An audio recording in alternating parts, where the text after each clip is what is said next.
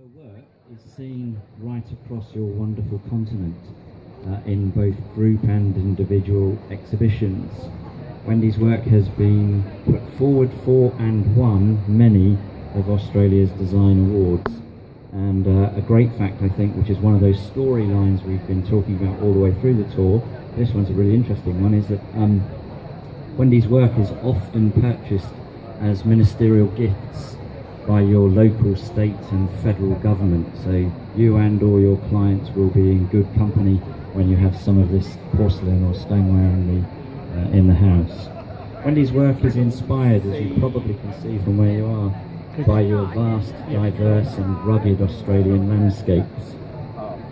She interprets her outdoor paintings onto large canvases in the studio, which is a process that the great masters in the world of art down through the ages have produced artwork by doing.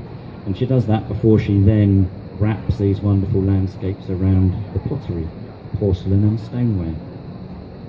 Every vessel that you see is handcrafted by Wendy on her potter's wheel. And she pays great attention, I think it comes through in the work, she pays great attention to the form and the texture of the vessel before she gets to wrap the landscape around it itself. So in so many ways, Wendy's work speaks very clearly to the clarity trend. If you remember, that was the very calming trend that Victoria went through with you first on the Trend Hub. It speaks to that because the colours are soothing, and obviously the landscapes are very calming to actually look at. It's almost as if a fresh breeze is blowing through the roomscape that's being created. And then there are collections in the work by Wendy that speak very much to that imperfect beauty trend that we talk of. The first of which is the Scape collection along here, where you can see some beautiful landscapes, and what we really like about it are the blues and the brush tones, but whilst they're delicate and soft, they're also quite bold. We particularly want to pick out the timber top bowl and beaker and the Baker bowls, which are in serene blues and charcoal. They're made from Australian stoneware.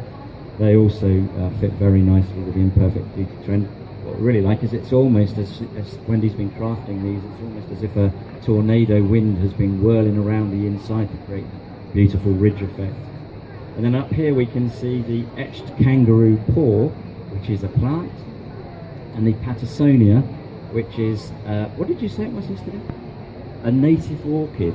I keep calling it a plant with a purple flower, but apparently it's a native orchid, which is really nice. Now the importance of these pieces, again, is the way that they're created.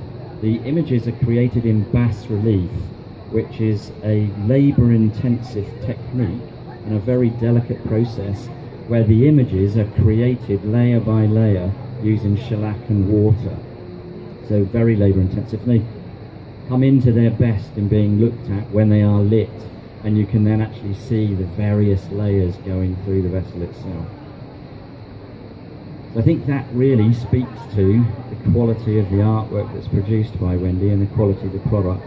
What I most like about it is that because each piece is created by these fair hands that I am now holding, when you pick up the vessel, you then have a direct connection with the artist that touched it when she was creating it. And I think that's really quite a nice thing to think about when you're touching the stoneware. So again, a little bit more carefully than when we pulled the chairs apart earlier on. Perhaps you'd like to come on and get involved with some of the stoneware here.